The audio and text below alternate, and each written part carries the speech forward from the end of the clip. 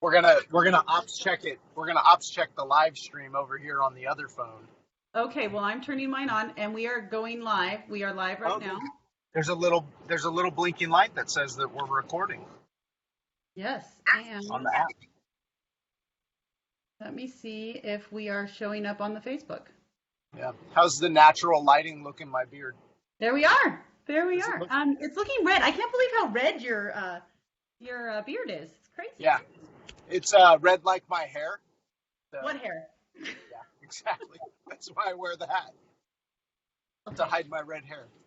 All right, let's get started. Hello, everyone. I am Jessica Miller, and I am the Jess part of the Jess and John Sibling Rivalries brand new podcast that we are starting, or blogger. What do we call this? Whatever. It is what it is. Okay. Let's not put ourselves in a box. Oh, okay. We're a brother and sister that are talking about stuff on the internet. Okay, and what brother are you? I can't tell. I'm John. I'm John Nelson. I'm not a Miller. Like, that's the other side of the family. So The only other side of the family. the only child side of the family. Yeah. That's All right. me. I'm John. Okay, so John, I'll tell you who he is. John is the oldest of the boys. Yeah. And no, we're not. Are we going to start with that already? Like, you are the oldest child. You You are. You are the oldest child. I'm just the oldest boy.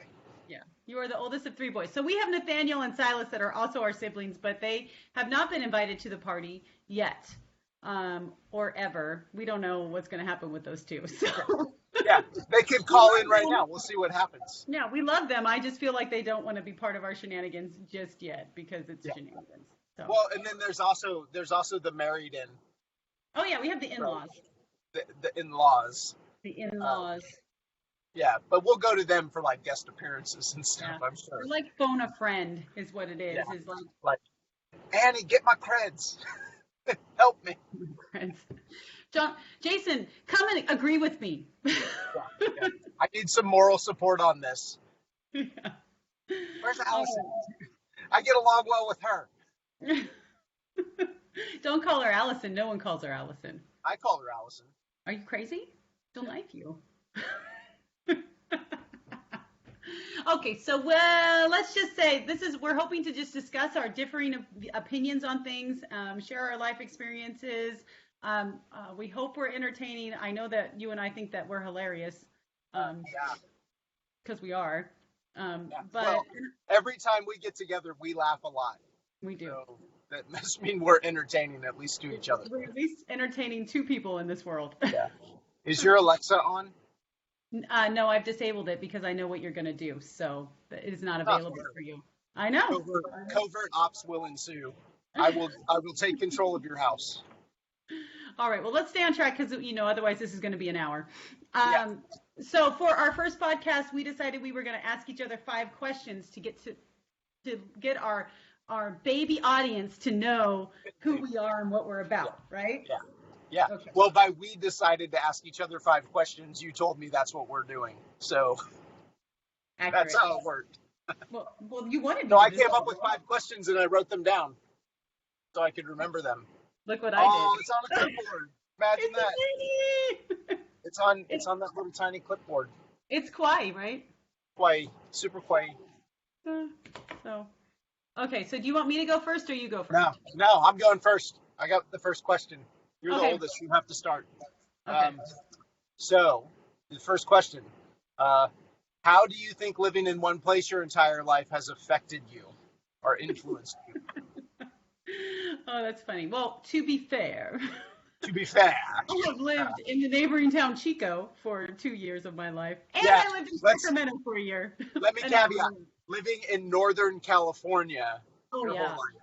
Oh, yeah. I'm ride or die Northern California. That's true. So I think that there is a benefit to living in one place. I have strong roots in the community that I work in. I know everyone, basically. And if I don't know them, I have family members that knew them. I am a big proponent of Butte County.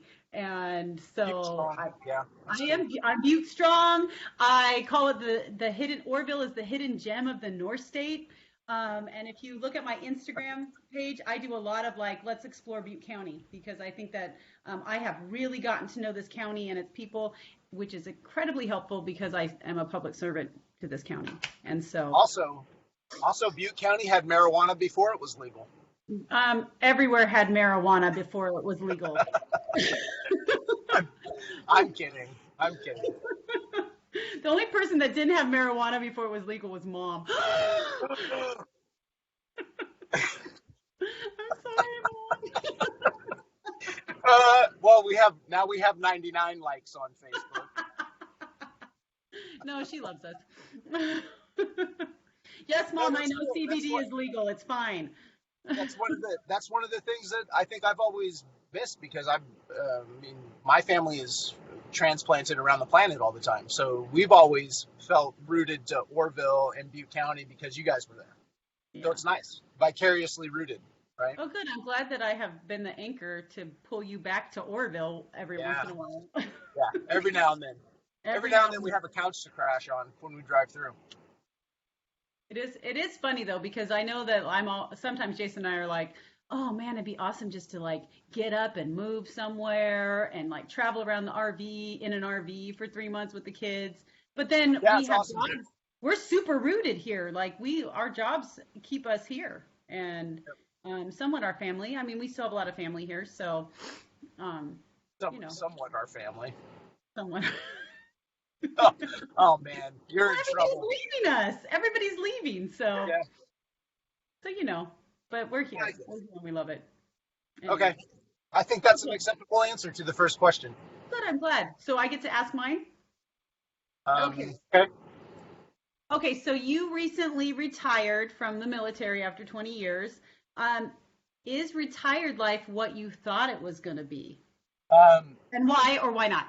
That's an interesting question. The first thing I would want to ask is, am I free to leave?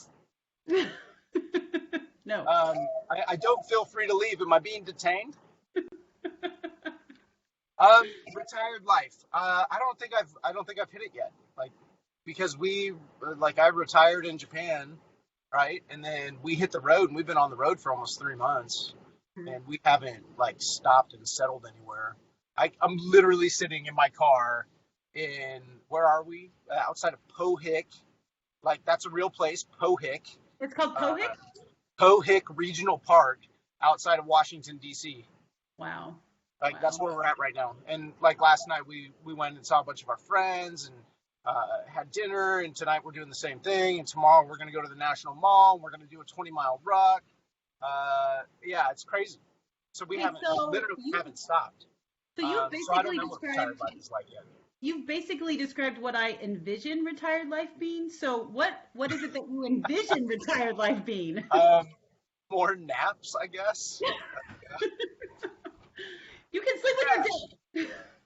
Yeah, I mean it's not all fun and games, right? So one of the things that we decided, we intentionally developed our life or planned our life in a way where when I retired from the Air Force, that we had this great adventure set up to kind of reintegrate the family to the United States and go see all of our friends, as many as we could. Because unfortunately, sometimes it didn't line up. We missed some of our best friends by I think 20 hours. Oh man! They were going one way, we were going the other way, and we couldn't see them. So we're gonna have to get them on the next trip. But this transition phase we thought was really important for us to just, I've basically got 3 months of vacation time that I'm using that I could have sold or taken it some other way, but we're really using it as just being on vacation. So after 21 years of service, I had 3 months of vacation saved up. So I don't feel like I've retired yet. I just feel like I'm finally on vacation. And maybe in the next couple of weeks and months, I'll know what it's like to be retired and starting my next career again. Okay. I will follow up with that in about 6 months then. Yeah, of course you will. You're a lawyer. I'm surprised you don't have a list of other questions. I have a pencil. I'm going to take notes. I whittled this down. I whittled it down. I've been working on it for a couple days now, so. I literally made these questions up as I was driving over here. Of course you did. Yeah, that's what I do. Okay, next question. What are you reading right now, and why? Ooh, good. So I'm reading. I'm a reader. So I am reading 2 books right now. I'm reading After Alice, which is a retelling of Alice in Wonderland, and it's about this girl named Ada who goes in the falls in the tunnel and goes into Wonderland. Is it Oh, so Wonderland? it's like Alice 2.0. Yeah, but her name is Second. Ada, and she is following Alice's footsteps and getting like the aftermath of what Alice does to that area, which is really interesting. Oh, cool. And then it's also tying in the what Earth was doing while she was in there, and I haven't figured out how that's going to tie together yet. I'm about halfway through. My other book is Smart Women Finish Rich. Jason and I have been working on our finances. We're trying to get all that in order. We needed to do an estate planning update, and so I'm almost done with that book. And it's really good. I highly recommend it. They also have like Smart Couples Finish Rich, so they have that in neutral ways, but the concepts in terms of financial planning for the long term are incredible, and I can't highly recommend that book enough. My favorite budget book is You Need a Budget, because I'm not very smart and it's a very simple book. Yeah, I have that on my list to get. We should probably, what's that cool internet thing that people do? We'll put links in the video description. Yes. We can link it to Amazon. Should we be Amazon affiliates? I'm sure we can. I'm that's sure not we hard. can. That's just internet stuff, right? I feel We'll like figure it out. it's just going to be books though. Like, hey, we like this book. Here's the link. Yeah, sure. And then we'll make pennies. We'll make a couple pennies. Sweet. I'll take it. Cool. So why did you pick those books? I So, understand the budget one. You explained that, but why did you pick the? So after Alice is written by Gregory Maguire, who did the Wicked series, and he does retellings of story tales, and I'm just obsessed with them. And I hadn't read. I actually got it. It's a used book from Powell's Bookstore in Oregon, which is like the largest used bookstore in the United States. And so I love it just because I got it. You had to go there and buy a book. Oh yeah, I bought several, and Jason got super mad because I bought so many, and he's like, "How are we gonna get these home?" I'm like, "We're gonna buy luggage, duh." I bet it smelled great in there. Oh, I have a problem. amazing. I have a problem. I'm a book sniffer. Oh, I like to smell books. It was amazing, and I wish I would have. Actually, let me tell you this: the only books other than the archival collection, which had Anne Rice's personal library in there with tabs. Like she had tabbed it was fucking amazing. Oh, sorry, I cursed. Oh! I cursed. That's the FCC. They just called you. You got a court date. You cussed on the internet. I'm so sorry. Well, so they had that, but the only other section that was under lock and key was how to grow weed. They had those books locked up. Like you take the seed, you put it in the ground, and you add water. Yeah, well, there's books on it. So anyway, I got sidetracked. What was I talking about? No, that's your turn to ask a question. Oh, okay. Okay, so you have been traveling the last couple of months with your family, and you guys are just travelers, right? You've been all over the world. You travel a lot. Is there one thing that you have to have whenever you're traveling? Like a travel must, and why? Oh. No. I've never thought of that. Like a travel must. Like something you always take no matter what, and if you don't have it, you're like, oh man. Oh, I mean, like it. I don't know. Like there's so many things that you just have to take with you. Like I'm like running through my packing list. Like I always take a Leatherman. Like. That's something. I have a Leatherman. I put it in a checked bag typically. Oh. Let's see, because you never know when you need all the tools that are on a Leatherman, right? No. Take bobby pins. That's take bobby pins. Why do you take bobby pins? Because it's like an alternate handcuff key.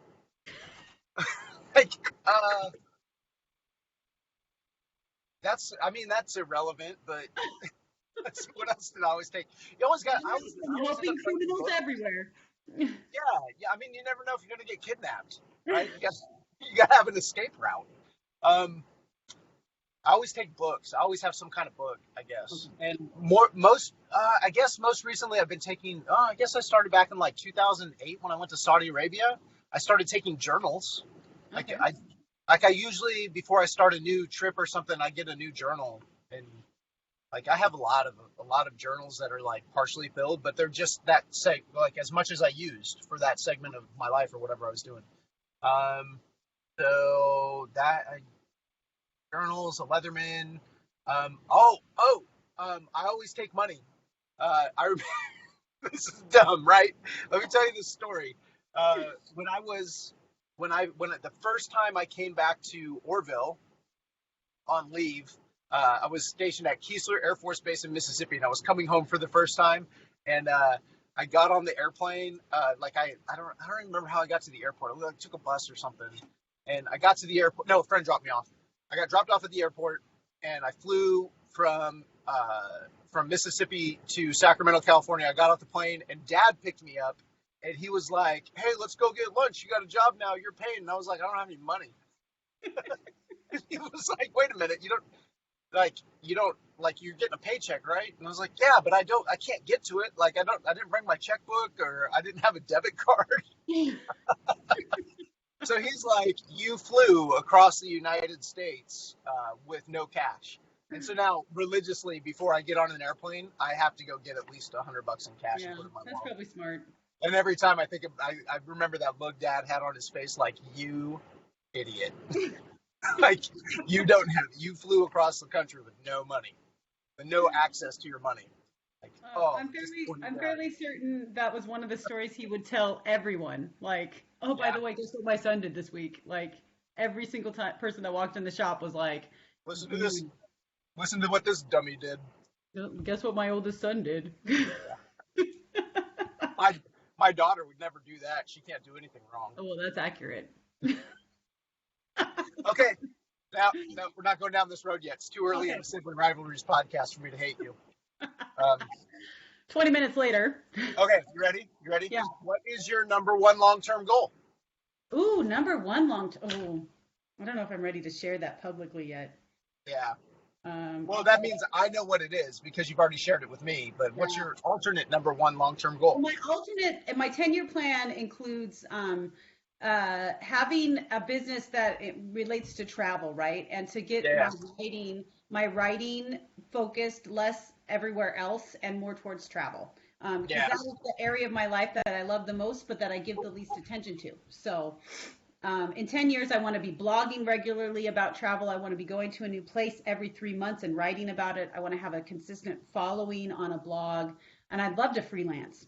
Like I really want to freelance write about travel. So that's probably one of my bigger goals for the next 10 years. What was that movie in I think it was like the early 2000s, Euro Trip? You remember Euro Trip?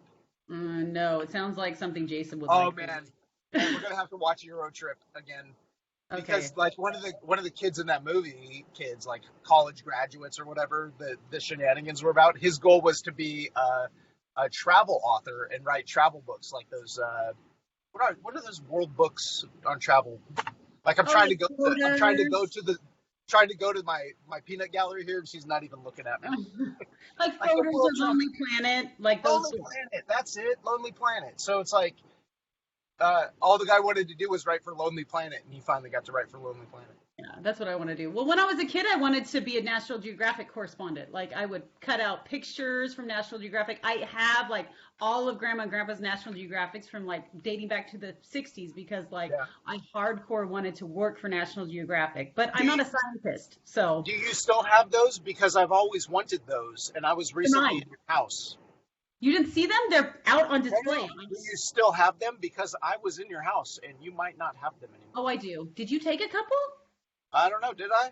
I have the really important ones hidden. The one like the moon landing, I have that one hidden. And then we have a relative that actually went head first into a volcano, and I have that one too. Oh, but nice. It's hidden from the family members that would steal my stuff. From the plebs. From me? You're going to hide stuff from me? That's fine. I have an insider in your house. So you have two. Yeah. They love their Uncle John, and they do basically anything that I ask them to because they're awesome.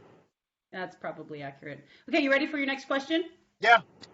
Okay, so you write regularly about stoicism on the internet, and that is like we talk about this all the time. How did you get into that? And what is your favorite teaching at the moment that's related to stoicism?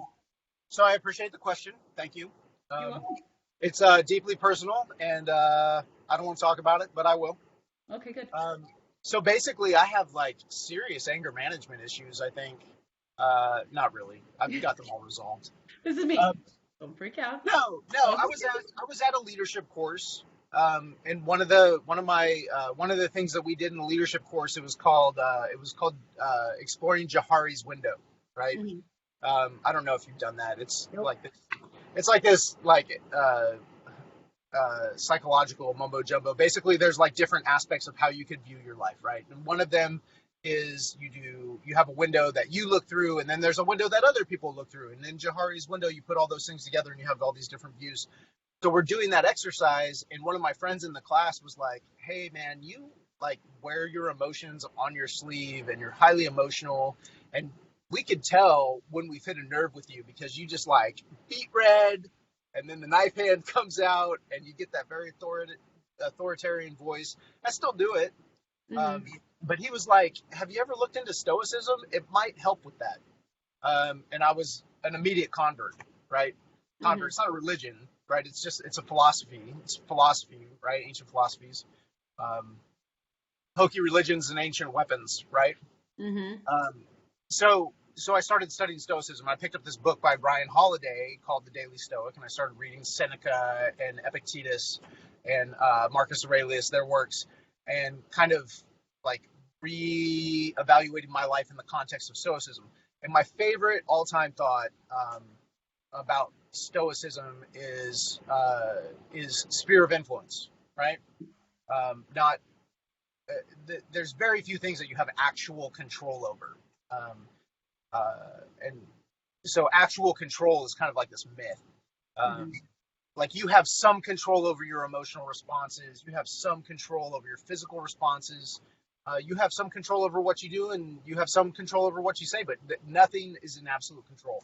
Um, and that's what I like about Stoicism is refining the ability to control those things. Like you're going to have a physiological response to somebody talking to you, right? I used to, I'm not a polygrapher, but I played one once on TV. It's a great role. Studied it for a little while. But no matter what you do, you're going to have your body's going to respond to the world around you. That's out of your control. You don't get to control that. You're going to have thoughts that are going to impact your actions, decisions, and behaviors. And Stoicism is a system for how to gain more control over that. And then through that control, you can have better influence, not control, but better influence over the world around you, which I think is important. Sweet. So I study Stoicism. hmm And you write about it every day. I do. I do. I'm a little behind right now because my internet connection is crappy. So I Yeah, it haven't is. posted my writings, but I'm doing. Ryan Holiday published a new book a couple years ago called the Daily Stoics Journal, and it's got a writing prompt that you do every day. So I've been doing that. It's kind of my Stoicism practice, and then I have some good friends that I talk to on a regular basis, kind of about where we're at with our own philosophical studies, and we talk about Nietzsche and hmm all that fun like existential. Stuff. Are you even real, or are you just the universe experiencing itself? Like super deep stuff that would probably go really good with some CBD oil. Hey, I know someone that can sell it to you. No, that's a good question. That's a fun question. So Good. I'm like you were saying with your writing, my writing's like all over the place. I write about stoicism, I write about personal mastery, like all kind of habit hacking, all this other stuff, and I've just kind of like shotgunned it out all over the place. Um, so I guess a goal of mine is to kind of consolidate it down and find Yeah. one venue, one way to share it and consolidate those efforts. Yeah, I agree with you. I agree. Most of my writing is legal right now, which is Yeah, boring. I've done a lot of policy writing, which is not as much fun. Yeah. And then like performance writing, like performance appraisals, those are great. Oh, yeah, that sounds like fun. Okay. Oh, this will be a fun one. Here's your question. You ready? Yeah. Why is Disney such an important part of your life? Oh, this is gonna be good. Is it? Yep. So, Disney, go. Disney. I am obsessed with Disney, as you know. It's Uh, disgusting. It's not disgusting. You spend a whole year dressing up like a different Disney character I every do day. 2 months a year. I do it in March and I do it in October. It's But let me tell you disgusting. why. Let me tell you why. So when we were kids, we would go to Disneyland, right? Our Yeah. parents met in Southern California. Dad's from Southern California, and so I I have a guarantee I guarantee Mom's gonna post a picture. Now that she's gonna find that picture yeah, and post it. yeah. So I have couple vivid memories I'll share. One, driving down to LA to go to Disneyland in the station wagon in the back. Oh, No oh, seats in the back. We just laid in the back of that station wagon. yeah. Oh Two, no. dad sneaking Totally out, unsafe. dad sneaking out of Disneyland, buying Taco Bell, bringing it back in, and eating Taco Bell in front of the castle. No, no, no. It wasn't Taco Bell. It was Del Taco. No, it was Del Taco. You're right. Do you Yeah, remember that? Sitting because in they the were aisle also. super greasy, and, Yeah. and Gross. he had them in a backpack. Yeah, Like he and brought so them in we a were backpack. all miserable because we were eating old Del Taco, and I remember Mom saying, "We paid a lot of money for this vacation. You are gonna have fun." Or maybe it was Dad. It was probably Dad. That sounds like something Dad would say. I've never said that. Yeah, I've me never neither. said those words ever. Hmm. So for me, Disneyland brings back all those childhood memories, and then over the years, I have developed memories with Jason and with the kids, so that it is really just a place for me to go, both to remember the past and then to make memories with the family in the future. Which is why you go by yourself all the time. Yeah, I go by myself. I love it there. I love the atmosphere. I love that other families are making memories. Like I go there and I know this sounds ridiculous, but I'm always like projecting like please make good memories. Like cuz I want other families to have that. I don't want them to have that super commercialized, stressful experience. I want them to just slow down and just take it for what it is, which is really creating an atmosphere for your family to have fun without any limitations. Cuz adults can be kids there. Like it's just fun, right? So for the best Disney experience, if you want to do that, you need to go to Tokyo Disney because it's the Oh, best. Tokyo Sea. Tokyo Sea was cool. Yeah, That it was was awesome. my favorite part of going to Tokyo Sea with you guys was when we went to Phantasmic, and it was the most orderly mass of Oh, people yeah. sitting and waiting, and then they politely clapped afterwards, and I was like, "This is amazing!" And then Like, they all got up at the same time and orderly yeah, dispersed. and Yeah. that would Oh never man, happen at Disneyland because I love Disneyland you. is chaos. So Yeah. Oh, Disney Paris? No, that's not how that works at Disney Paris. no, I doubt it. So that was So fun. a little more But that's chaos. why I love Disney. It's mostly because it's a tangible place for me to go remember the past. I also have good memories of Dad there, so like Yeah. usually when I ride Soarin', like I get a little emotional and Anytime I go on one of those rides, like we were at Fuji Q hmm outside of Mount Fuji, right? It's a big theme park, and they have it's like Soarin', but it's just like Japan Airlines hmm ad, right? It flies you through Japan. But Dad would have loved it. It's one of yeah, those things. It's like, oh, yeah. oh, So I'm starting to see the same thing happen with my kids. Like they talk about memories like that with Disney related. So I'm hoping that like even though it's a bazillion dollars to go to Disney, like they have that with their children in the future too. So that's why Disney. So cool. is that, yeah. That'll work. Okay. I'll accept that answer and ask that it be submitted to the record. Okay, good. I will admit it. So, so question number 4 for you. I have heard you talk a couple times in public, and you always call yourself a shopkeeper, the son of a shopkeeper. Yeah. And so I was hoping, like, how did you fall into that, and why is that important to you? So my career was has always been kind of weird, right? I ended up like I started off as an aircraft mechanic, right, fixing airplanes, flying around the world a little bit, and then I became a special agent, and I was doing investigations, and I ended up going all over the world to do some pretty crazy and fun things, and challenging and dangerous things.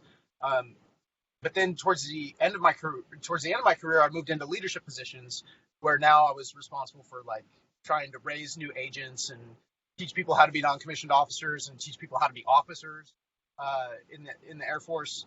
And one of the things that I realized is that I had a real knack for talking to people, and Mhm. it's because I was the son of a T-shirt salesman, right? So what I learned is that it was a very catchy phrase to normalize with people, right? So I could walk into a room and be like, "Hey guys, this isn't hard. Look, if the son of a T-shirt salesman can get it, Like Yeah. you guys should be able to get it too. Like our dad bootstrapped himself up from like he didn't have college degrees and training and like huge support networks and all this other stuff. He was a t-shirt salesman. He was a Mhm. people person, right? He made his living by having good relationships with people. And I think that's what I would have always been most proud of is that I learned that from him. That it doesn't matter what you're selling, right? He sold T-shirts, he sold embroidery, and he sold hats. But he did it by being somebody that you wanted to be around, Yeah. right? And that's like for a while I sold confessions, right? Like I'm not like a priest, right? But people would You acquired like I them. would you know this you're a lawyer, you're a prosecutor, like people would confess to crimes to me because I sold myself to them, and I'm the son of a t-shirt salesman, so they like I was able to get them do the whole sales thing, you know. And I learned that from dad. So that I does that Yep. that what you're looking at? That I mean, Yeah, son of a that's t-shirt that's salesman, exactly. right? I can't. It's not that complicated. Like you sit there and you be nice to people, and they'll be nice to you. And don't overcomplicate things. Sometimes you just have to run the shirts, and if you mess up, you got to do them again. Yep. Oh yeah. Yep. You know about that. So Yeah. what I like about that is it's a good like little sound clip for you, right? Like Yeah. you have yourself in 30 seconds or less, and Yeah. that's what you got. And it's a good little sound bite, and Yeah. it's accurate. So anyway, I will Yeah. accept the I think I answer. said it at my retirement ceremony too. Like if the Oh, son of a t-shirt totally. salesman can retire from the Air Force, and it's Hmm. not derogatory. I mean, I'm Oh, not at all. super proud of the shirt tree and growing up there with mom and dad. It was really cool to. I mean, they worked super hard to Yeah. keep. Like I remember, like deep childhood memories, right? Like I remember mom and dad talking about, well, we sold a shirt today so we could afford dinner. Yep. You know, Yeah. I that's agree. awesome. So Yep. we don't.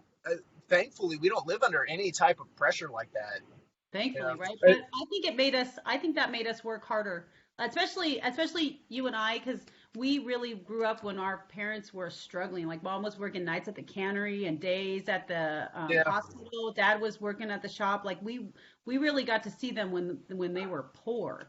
And yeah, oh yeah, they tell us like they had some of that, but they really grew up after they had done all that hard work and we're starting to see the benefits of their labor.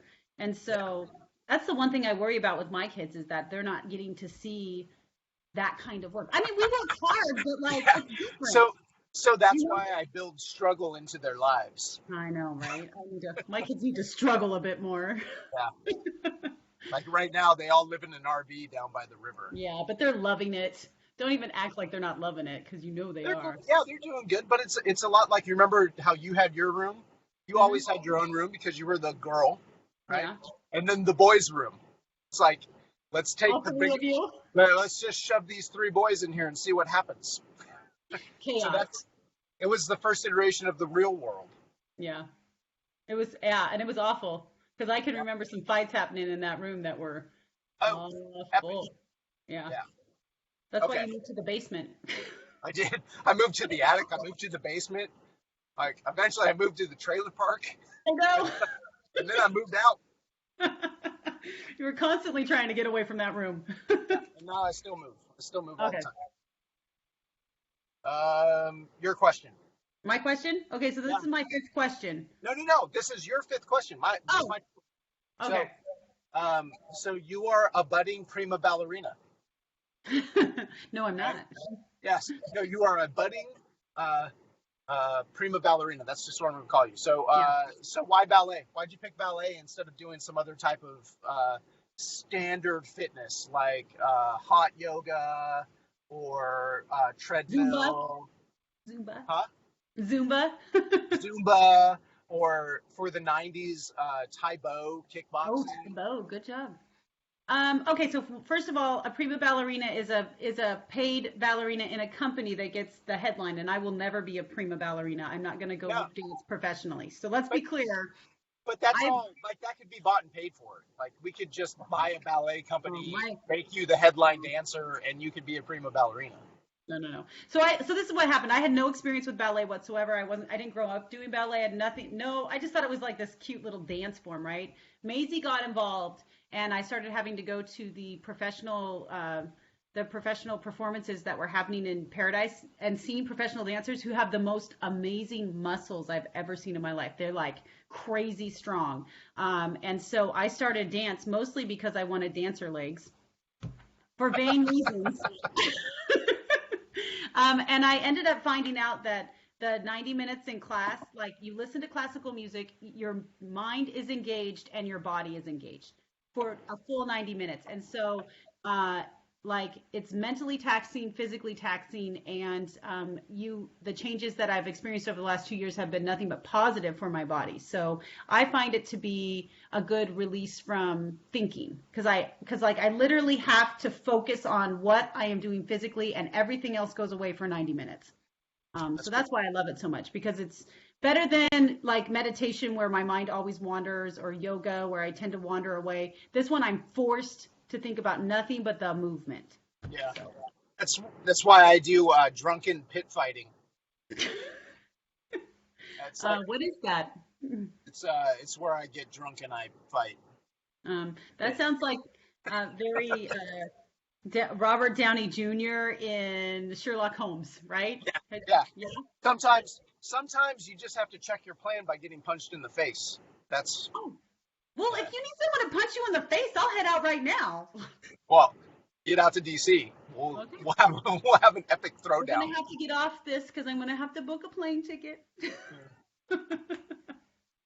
All right, you got the last question. Last one. Okay, so you approached me to do this project together, and we brainstormed it. We're really just trying to figure out what that means for us. What are you hoping to get out of this podcast and this venture? Like, what are you hoping for? That's super easy. I just want to hang out with my sister more. Oh. So look, we do this stuff all the time. It's like you do your writing and I read your stuff, and I'm like, look, it's Rodan and Fields. But when you ask for advice, I'm like, oh, girl, you really got to get some spotlighting, or you got to check those cameras. But we do all these different projects and we talk about them, and we both have families and we're raising kids and we're trying to balance careers and we're doing all this other crazy stuff, and we talk about it. And we also want to do like podcasts, and we want to write, and we want to share things, and we want to help people. Like I'm writing a book about how to manage your family with Anna, and you've read the draft and the outline, and we just like it. It's more fun when you do it together. So yeah, I agree. Just looking for a chance to do shenanigans. And since we're going to live on opposite sides of the country again, right? Yeah, I know. At least it's not Japan, though. This is a good way to do it, right? Yeah, I like it. So it forces us to have to communicate, because sometimes, we've gone months, maybe even years. Yeah, that's true. Without having thoughtful, meaningful communication. And I'm just not about that in the second part of my life, as I have a revolutionary experience of retiring from the military. I'm not about that anymore. So I'm just trying to stay more connected to the people that matter. Do you remember when you first started getting deployed and you were like overseas a lot, was when you were in Saudi Arabia? Do you remember Skyping with me? Crappy internet. And I can remember that's when we first started doing this type of conversation. There was one time where it was literally you just walking around picking stuff up in your apartment or wherever you were living and showing me things like, this is my sleeping bag, Jessica. This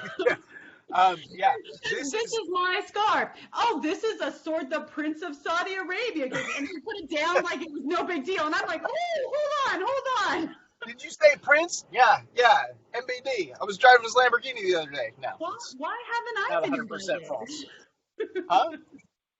Yeah, well, technology just in it, my first deployment experiences, it was crazy. I was out, a lot of people don't know this, but there was this little micro war in the Philippines after September 11th where we were down there doing some crazy stuff.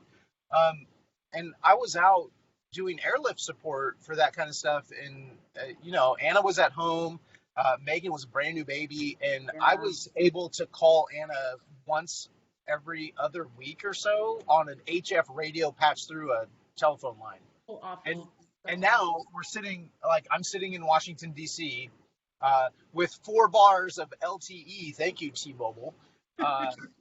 Live streaming a conversation with my sister to hopefully 100 or so people that are our friends, that they could see this and be like, John and Jessica are freaking crazy, but this is fun, and hopefully they'll keep watching it, and we could I don't know, we keep sharing with them. Yeah. So the other thing I've been thinking about this too is I really don't think that there is a forum for siblings to talk about like how you interact with your siblings as an adult. Like I know when Dad died, I could find 0 articles on like grief as a child, but like as an adult child, or like how to negotiate keeping your relationship alive with your siblings as you go through adulthood. Like that's just not out there. Yeah. I mean, I think traditionally you didn't have to worry about it because everybody just kind of stayed together in one spot, but that's not the case. That's not the way anymore. So yeah, that's not the way that our society works. I'm really hoping that we can explore those issues a little bit and maybe help other family, like siblings, or even like only children that have close friends. Oh, the inside joke. One day it'll come. Poor Jason. I know, poor Jason. It's got to be weird being the only child. I know, the only child. Oh man. So anyway, I'm putting that out there because I really hope like on a broader, like we'll have fun. I know we're going to have fun regardless of whether anyone pays attention, but like I really hope that we can help other siblings try to negotiate that. But that's why eventually Nate and Silas are going to get involved in this because we're going to Yeah, they're going to have to. Like we're going to take this to the Bay and just follow him around, and we're going to go on a hunt for Nate. They will kill us. He would kill us if we did that. I know he would, but it'd be funny. He's going to be working, and we're going to just walk in and be like, hey, it would just be this. I'm uncomfortable. It would be that look. Anyway. I think Silas would be down. Hey, Silas would be down. Check the comments real quick. Did anybody ask us any questions? No. We have one comment. There hasn't been a lot, but then again, If you're listening, say something. Anna is with us. Yeah. Yes. Hi, Anna. She's right there. Anna, do you have any questions? Like, no. Hey, we got our first one down, though. And I feel like it was probably a little longer than we probably should have gone, but, you know, maybe next time, one topic. Yeah. 10. Let's do 10. Let's do 10. Let's see if we can go 4 hours. We'll do like a live stream-a-thon. We could live stream while I'm driving the RV. No. Only Welcome if you're doing to the open road. If you're gonna do Custer, live stream all the way. This is a gravestone. Actually, I kind of want that to happen. Okay. All right. Well, good luck tomorrow on your rock. Yeah. Sometimes I just don't know why I sign up for these things, but it's for a good cause. It is. It'll be good. Some friends. Yep. All right. All right. Love you. Give everybody hugs. Will do. Love you too. Bye. Bye.